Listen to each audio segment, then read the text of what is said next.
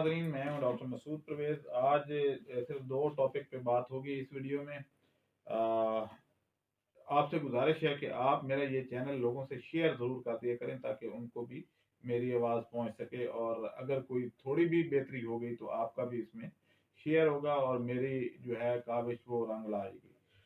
अब पहला जो है, मेरे से अक्सर लोगों ने ये पूछा है कि वर्मी कंपोस्ट के क्या फ़वाइद हैं। तो वर्मी कंपोस्ट के जनाब 3 फ़वाइद हैं। एक तो ये है कि वर्म डबल हो जाते हैं 40 दिन के बाद। उसके बाद ये है कि इससे पेस्टिसाइड बनती हैं, फंगीसाइड बनते हैं, यानी ऑर्गेनिक पेस्टिसाइड जिसको हम कहते हैं। और तीसरा खाद। अगर आप वर्मी कंपोस्ट 1 एकड़ में इस्तेमाल करते हैं तो तकरीबन आपकी 1 लाख की बचत ज़्यादा होती है बनिस्बत उसके कि जो जब आप यूरिया और डीएपी यानी केमिकल खादें इस्तेमाल करते हैं तो उससे।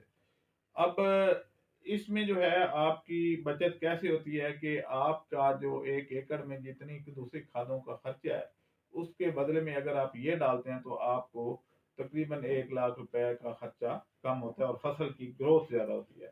वो जो ग्रोथ ज़्यादा होती है वो अभी मैंने इसमें शामिल नहीं की कि वो क्या बचत है।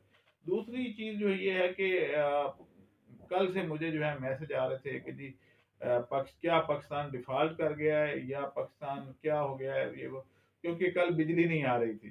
तो अक्सर लोग ये समझ रहे थे कि हमारे हालात जो हैं वो श्रीलंका जैसे हो गए हैं और हमारा जो है वो बिजली बंद हो गई है ये वो। तो मैंने बल्कि फिर एक मज़ाहिया सा कमेंट कर दिया था, एक पोस्टर लगा दिया था कि पाकिस्तान का मीटर आईएमएफ उतार के ले गया है क्योंकि पाकिस्तान ने किस्त अदा नहीं की।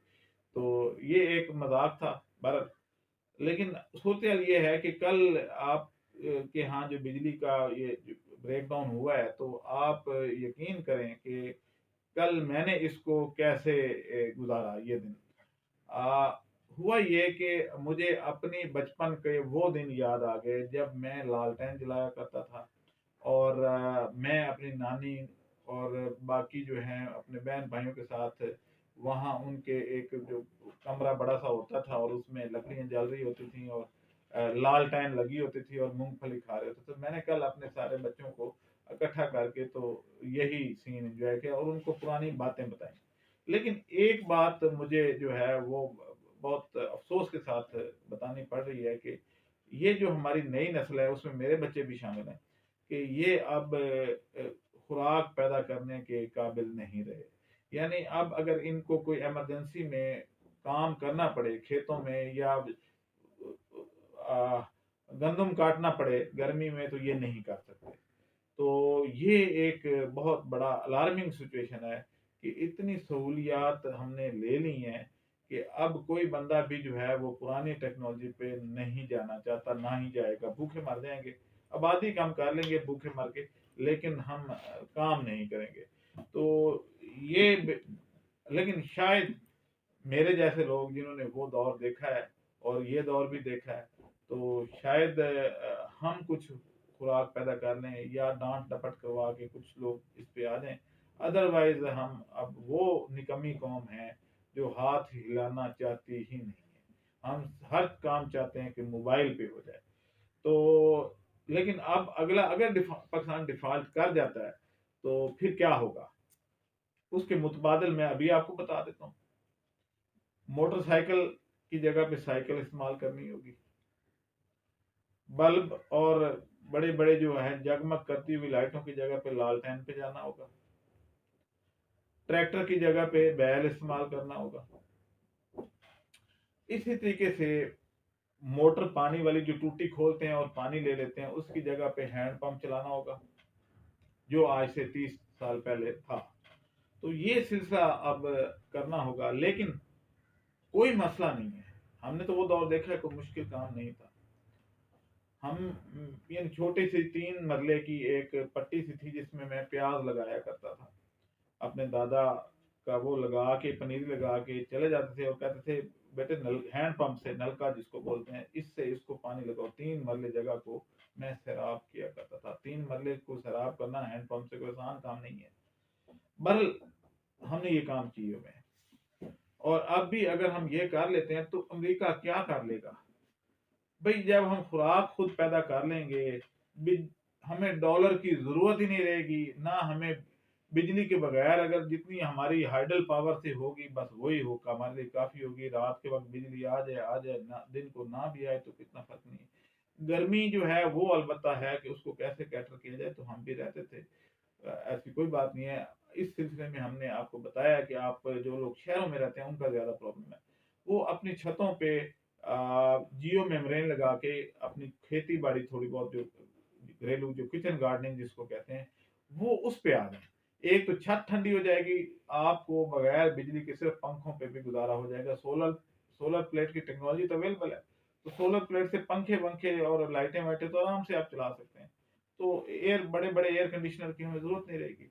लेकिन ये जो कुछ भी होगा, ये होगा तो अपने अपने बलबूते पे। उधार की शादी करने से बाद में प्रॉब्लम ही होते हैं, बल्कि अक्सर तो तलाकें हो जाती हैं। यानी हमारे यहाँ लोग शादी भी उधार के पैसे से लश पश खाने वाने अच्छे खा लिए, वो एक दिन का वो जो फंक्शन है उस पे जेवरात भी पहन लिए, कपड़े भी हजारों लाखों रुपए के कपड़े भी नए ले लिए। उसके बाद बाद में जब कर्जे उतारने की बात आती है तो उनके पास कुछ नहीं होता, और फिर वो कोई ना कोई चीज अपनी गिरवी रख रहे होते हैं, ये बेच रहे होते हैं। अगर वो शादी सादगी से कर लें तो ये आसानी से हो सकता है, और हमारे दीनी तालीमात भी हमें यही सिखाती हैं। तो हमें अपनी चादर के मुताबिक पाँव फैलाने चाहिए। पहले हमने किया क्या है कि वो एड ली और वो हमारे अशराफिया खा गई, वो बाहर चली गई, फिर जैसे आई और दूसरी साइड से घूम के तो वापस चली गई, और भरनी हमें पड़ी जो इस मुल्क में रह रहे थे। तो हमें जरूरत ही नहीं है भाई, हमें किसी एड की, ना अमेरिकन एड की, ना रशियन एड की, ना किसी और यूके एड की, ना किसी एड की कोई जरूरत नहीं है। हमें तो बस हमारे हाल पे छोड़ दें, हम खुद सरवाइव कर देंगे जैसे ईरान ने किया है। मेरा ये ख्याल है कि गोल्डन चांस है, आप भी सोचें इस बारे में।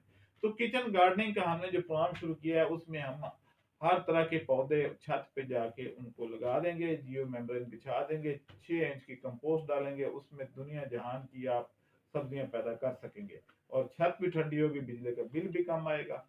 तो आए मेरे साथ आए और इस काम को प्रमोट करते हैं। कोई लोग अगर इसमें डोनेशन देना चाहते हैं कि जी गरीबों को कर दें, तो हम उसके लिए भी काम करने को रेडी हैं, और अपने तय भी काम करने को हैं। और वैसे कोई इतनी बड़ी इन्वेस्टमेंट तो होती नहीं है, तो खुद अपने पाँव पे खड़े हों, डोनेशन ना ही लें तो बेहतर है। फिर वही बात तो वही आ जाएगी जैसे हमारे मुल्क डोनेशन लेते हैं दूसरों से और बाद में उतारना बड़ा मुश्किल हो जाता है। तो आए मेरा साथ दें और इस काम को चलाएं। अल्लाह हाफिज। चैनल को सब्सक्राइब करें और साथ में बेल आइकन को भी दबा दें ताकि हमारी हर नई आने वाली वीडियो आप तक बआसानी पहुंच सके।